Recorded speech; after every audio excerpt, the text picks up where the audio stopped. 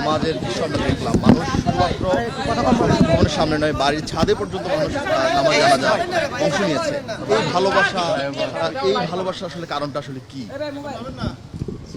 এই ভালোবাসার কারণ হচ্ছে যে বাংলাদেশের রাজনীতিতে একটা বিরল ব্যক্তিত্ব, যিনি তার নীতির প্রশ্নে কখনো আপোষ করেননি এবং দেশের স্বাধীনতা সার্বভৌমত্বের প্রশ্নে কখনো আপোষ করেননি, এবং যিনি তার সমস্ত জীবনই গণতন্ত্রের প্রতিষ্ঠার জন্য সংগ্রাম লড়াই করেছেন, কারাভোগ করেছেন এবং শেষ দিন পর্যন্ত তিনি অসুস্থ ছিলেন কিন্তু কখনো আপনার এই দেশ ছেড়ে চলে যাননি।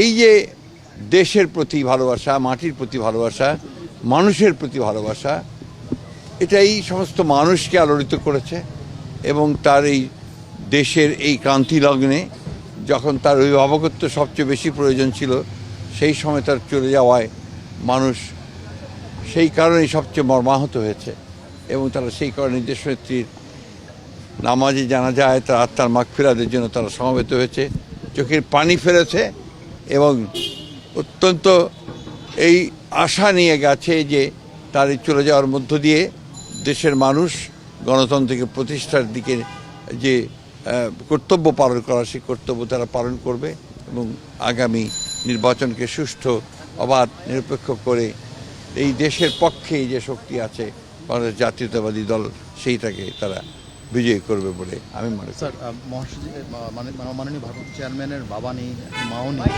তিনি কেমন আছেন? আপনাদের উপর দায়িত্বটা বেড়ে গেল কিনা?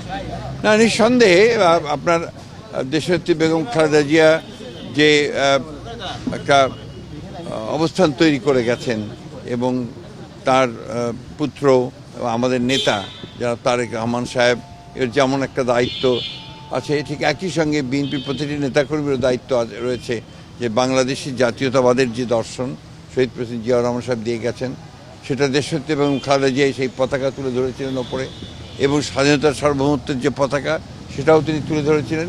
একইভাবে তারেক রহমান সাহেবও সেই পতাকা তুলেই জনগণকে সঙ্গে নিয়ে এই দেশের স্বাধীনতার সার্বভৌমত্বের জন্য তিনি কাজ করবেন, রক্ষা করার জন্য কাজ করবেন এবং তাকে সুসংগত করবেন এবং গণতন্ত্রকে প্রতিষ্ঠা করবেন, এটাই মানুষের প্রত্যাশা। আগামী নির্বাচনে ম্যাডাম যেহেতু নেই, নির্বাচন তার কোনো প্রভাব পড়বে কিনা বলে মনে করেন?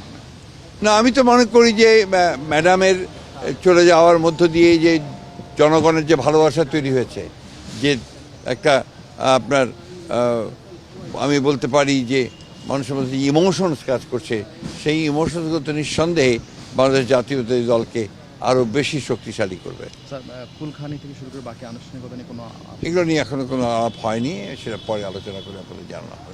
হ্যাঁ, থ্যাংক ইউ।